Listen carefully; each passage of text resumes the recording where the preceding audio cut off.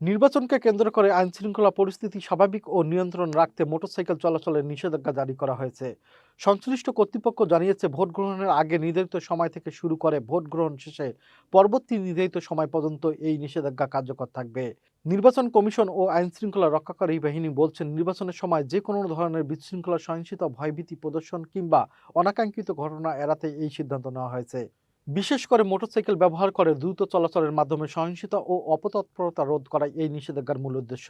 তবে জরুরি সেবা প্রদানকারী যানবাহন, আইনশৃঙ্খলা রক্ষাকারী বাহিনী এবং নির্বাচন কমিশনের অনুমোদিত যানবাহন এই নিষেধাজ্ঞার আওতামুক্ত থাকবে বলে জানিয়েছেন প্রশাসন। একই সঙ্গে গণমাধ্যম কর্মীদের চলাচলের ক্ষেত্রে প্রয়োজনীয় পরিচয়পত্র প্রদর্শনের মাধ্যমে ছাড় দেওয়ার কথা বলা হয়েছে। এদিকে সাধারণ ভোটারদের নির্বিঘ্নে ভোট কেন্দ্রে পৌঁছাতে বিকল্প পরিবহন ব্যবহারের অনুরোধ জানিয়েছেন নির্বাচন কমিশন। পাশাপাশি সবাইকে আইন মেনে চলার আহ্বান জানানো হয়েছে। নিষেধাজ্ঞা অমান্যকারীদের বিরুদ্ধে তাৎক্ষণিক আইনগত ব্যবস্থা নেওয়া হবে বলে কঠোর সতর্কবার্তা দিয়েছে প্রশাসন। কর্তৃপক্ষ বলছে, সুষ্ঠু, অবাধ ও শান্তিপূর্ণ নির্বাচন নিশ্চিত করতে এই ধরনের সাময়িক বিধিনিষেধ অত্যন্ত গুরুত্বপূর্ণ।